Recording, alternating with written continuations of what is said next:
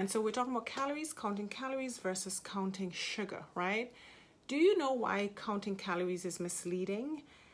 Counting calories is misleading because a calorie is not a calorie. So, 10 calories of sugar or some other type of starch is going to have a much different effect on your body than 10 calories of fat, like from avocado, or a combination of fat and protein, like from nuts. A calorie is not a calorie, and so what you need to consider is the effect of what it is you're eating, or the quality or type of calorie on your body, specifically on the blood sugar level and by extension the insulin secretion, right? So thinking about it, this is what I do when I eat something. Well, not all the time, but generally speaking, right? You want to think to yourself, is this food going to trigger the secretion of insulin? And this is important because insulin is the fat storage hormone, right? It's like an anabolic pro-growth hormone. If you ever see a patient who has been taking insulin for their diabetes for years, usually or very often they are quite overweight, right? And they will tell you that they started packing on all these pounds after they got put on insulin. So many patients gain weight with insulin. So insulin is usually my last resort, because I think, I'm talking about type 2 diabetes, of course, not type 1. Type 1 diabetics need insulin. Their pancreas does not work, right? And then after a while, type 2 diabetics do need insulin as well. But for young people, newly diagnosed, etc., I feel like they're almost always going to gain weight when they put on insulin, and you try as best as you can to modify the diet, right? So going back to the whole thing about thinking about what you eat and what's going to do to your insulin, think about this, like a snack bar, for example, maybe a slim fast snack bar. They might promote it as a low calorie food, 50, 75, 100, I don't even know how many calories, right? So say, for example, 100 calories, right? So you're thinking, oh, this is low calorie, I don't have to worry too much about this. But what if all those calories are basically sugar, or sugar, either straight sugar or in the form of starch? And a lot of these bars, of course, are made from refined flour. And even if it doesn't have a lot of sugar, or even if it has an artificial sweetener, that refined starch is going to break straight down into sugar in your bloodstream, into glucose.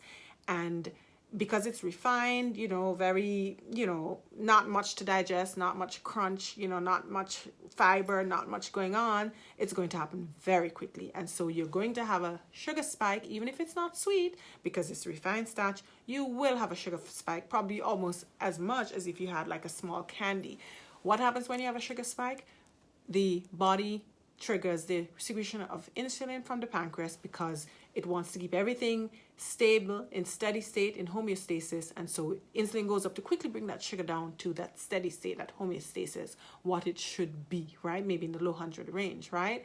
And so that, even though it was only 100 calories, it increased your blood sugar level, maybe not sky high as if you ate a whole, jar of ice cream, right? But you still had an increase, and so you still had a trigger of insulin, the fat storage hormone.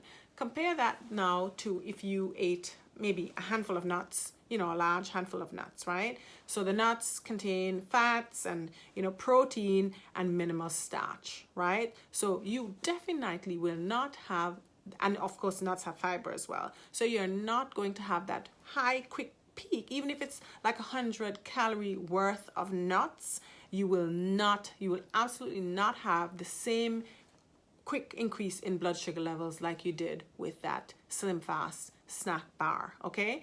And so you're not going to have, because you're going to have a steadier increase, maybe a milder, it's going to be lower, and it's going to be a more gentle increase. So it won't go quite as high as with the snack bar, and it won't go up as quickly either. It will be a more gentle peak, and it will be a lower peak, right? Because the fat in it, and the fiber slowed down the release of any little starch in those nuts, right? So yes, it was 100 calories, but you had a totally, a much more modified, much smaller effect on your blood sugar levels, and therefore on your insulin levels. And so therefore you're not going to have to worry as much about that fat storage from insulin, right? So think about it like that. When you're eating your food, it's like, oh, white rice versus, like a bowl of vegetables or whatever, right? Like, you're going to mix it up. But basically, if it's like, you know, a burger, you know, a burger versus like a bowl with some peas and beans and some, you know, broccoli and maybe a piece of fish or whatever, right?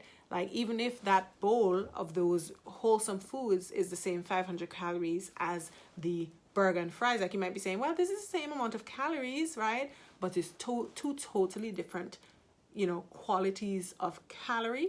And so the burger and fries is going to get your blood sugar much higher, and so you're gonna have that insulin, you know, release compared to the bowl with the greens and the peas and the fish and so on. It's gonna be more more,